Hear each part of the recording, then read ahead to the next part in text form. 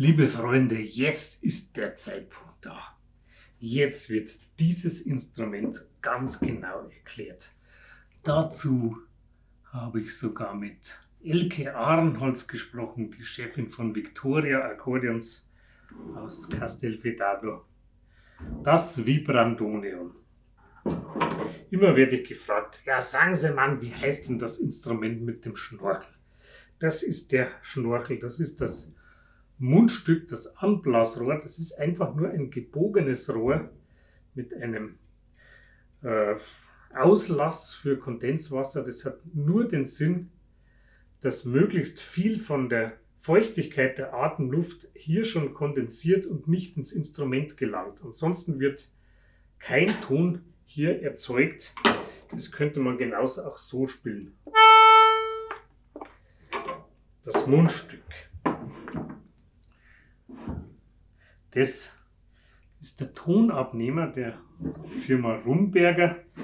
Das ist ursprünglich nicht mit drauf und jetzt öffnen wir das Gerät einmal.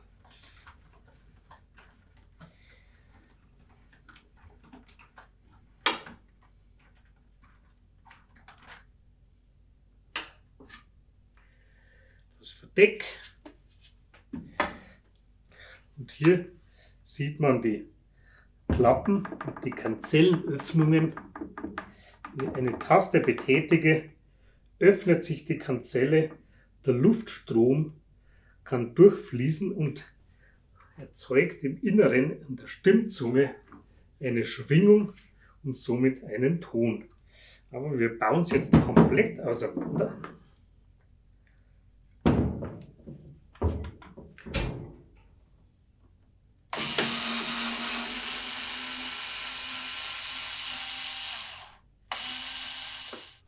Öffne das Instrument und es ist erstaunlich trocken. Das ist der Stimmstock mit 2 Reihen Stimmzungen. Hier wird der Ton erzeugt. Das ist eine Metallplatte mit einer Stahlzunge, die durch den Luftstrom zum Schwingen angeregt wird und den Ton erzeugt. Das sind so eine Art Mundharmonika-Stimmzungen.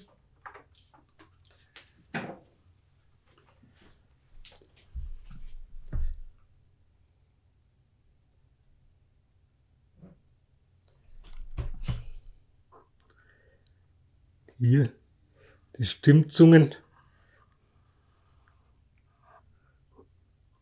mit dem Register kann ich entweder die vordere oder die hintere Reihe Stimmzungen aktivieren oder beide, dann klingen 2 Töne, die in sich leicht verstimmt sind und eine Schwebung erzeugen. Ich nehme aber nur immer eines der beiden, weil das klingt schöner.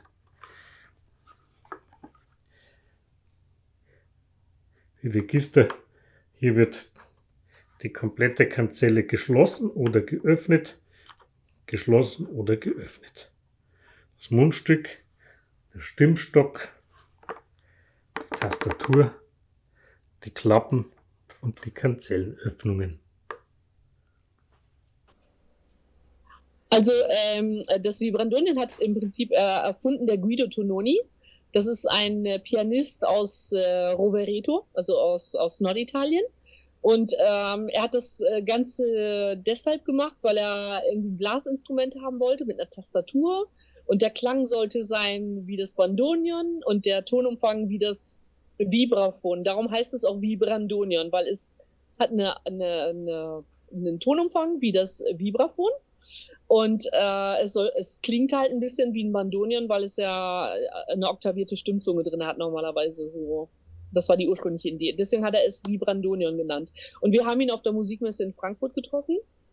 Und er suchte einfach nach einer Firma, die das Ganze realisieren kann. Und dann hat er mit vielen Firmen gesprochen und irgendwann hat er sich dann entschlossen, es mit Victoria zu machen. Und wir haben dann unsere Verbesserung noch eingebracht, weil er hatte auch schon ein Instrument mit Registerschaltung irgendwie, aber das war nicht so ganz gut funktionierend. Dann haben wir das ein bisschen verändert und haben eben dann auch ich glaube, du hast 2 Instrumente, richtig? Du hast eins mit Knöpfen, mit einer Tastatur. Ich habe leider nur eins. Du hast noch Zweites wäre super, wenn ich noch hätte.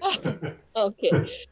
Und dann haben wir das aber umgeändert, weil also auf dieser Knopfanordnung, die wie eine Tastatur ist, kann man nicht ganz so gut spielen. Und Dann haben wir sozusagen eine Mini-Tastatur gebaut, damit man auch zwischen die Schwarzen dazwischen greifen kann. Und ja, deswegen, ich sag mal, und das Ganze haben wir dann so ein bisschen an diese Poeta-Linie angeglichen, also unsere Holzinstrumente. Also es hat einige Veränderungen gegeben dann in der Zusammenarbeit mit uns auch. Also wir haben also die Lizenz, um diese Instrumente zu bauen, von dem Guido Tononi gehabt. Und wir haben ehrlich gesagt vor ein paar Jahren diese Produktion eingestellt, aber wir haben so viele Nachfragen in letzter Zeit, dass wir jetzt mit Guido gesprochen haben und dass wir wahrscheinlich wieder anfangen werden, welche zu machen. Mit ziemlicher Wahrscheinlichkeit. Super, super. Kein Abend, wo ich nicht gefragt werde, woher man dieses Instrument bekommt. Das Nasenakkordeon, genau. Woher das kommt. Na, das sind ja super Nachrichten. Ja. Sehr gut. Ja, ich habe den Guido Tononi sogar selbst schon gefragt. Ja, er hat gesagt, im Herbst vielleicht gibt es wieder welche. Das hat mich natürlich schon gefreut. Aber wenn du das sagst, ist cool. Also wir haben uns ganz kurz mit ihm vor diesem Lockdown irgendwie mal kurz geschlossen gehabt und dann ist es im Moment auf Eis gegangen, weil natürlich irgendwie alles auf Eis ging irgendwie. Aber ich denke, dass ich jetzt demnächst ihn nochmal anrufen werde und dann mal gucken. Also wir haben ziemlich viele Anfragen gehabt, wirklich, auch gerade in letzter Zeit irgendwie nach dem Instrument. Mhm, auch eine von mir. Auch eine von dir, okay. Und was die immer wieder fragen, welche Stimmzungen sind jetzt genau drin?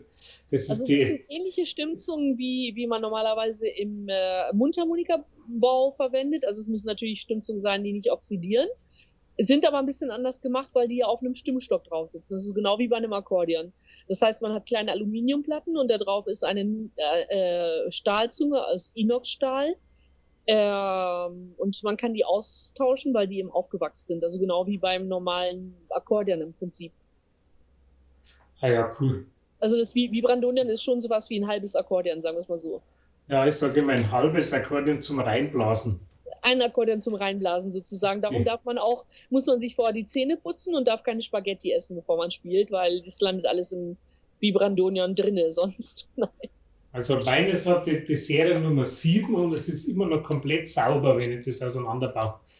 Immer Zähne putzen vor dem Spielen. Also immer Zähne putzen vor dem Spielen und immer schön öffnen nach dem Spielen und natürlich keine stundenlangen Konzerte drauf haben, weil es würde sich zu viel Feuchtigkeit drin ansammeln. Aber darum hat es auch dieses lange Anblasrohr, damit sich da die Feuchtigkeit absetzt.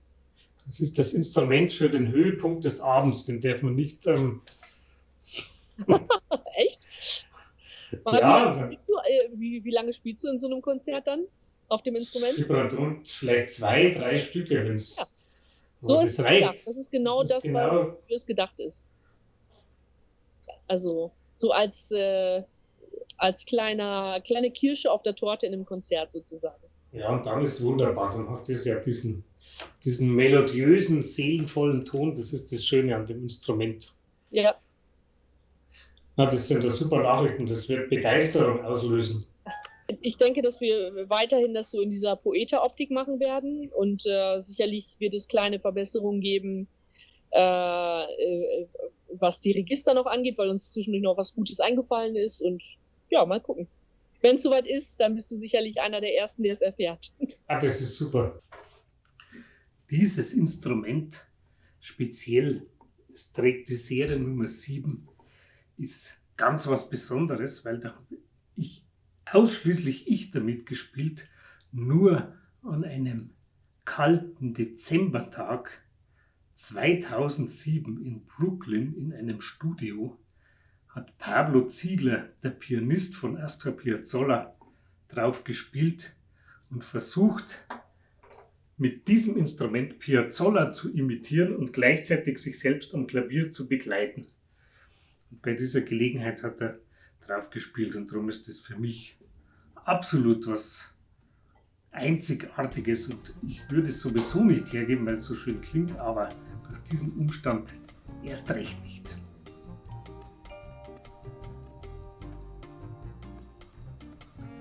Die größte Stärke des Vibrandonions liegt im Spielen lyrischer, einstimmiger Melodien. Und man kann super damit improvisieren. Es ist weniger geeignet für Akkorde Auch nicht unbedingt für Bebop oder für laute Stücke, sondern eher leise lyrische Melodien. Parole, Parole zum Beispiel ist wunderbar damit, oder Flying Carpet. Oder Kein schöner Land in dieser Zeit.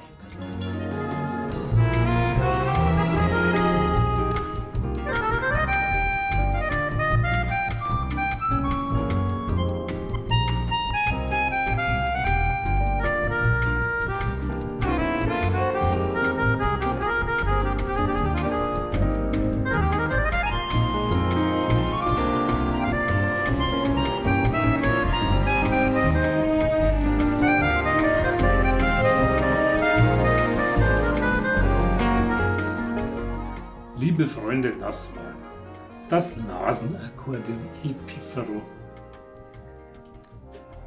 Wenn jetzt noch eine Frage offen bleibt, dann schreibt mir doch bitte, ich versuche die zu beantworten. Aber eigentlich fällt mir selbst nichts mehr ein. Nicht vergessen, abonnieren, es gibt weitere spannende Abenteuer, Geschichten und neue Erkenntnisse auf meinem Kanal nächsten Montag. Wir sehen uns.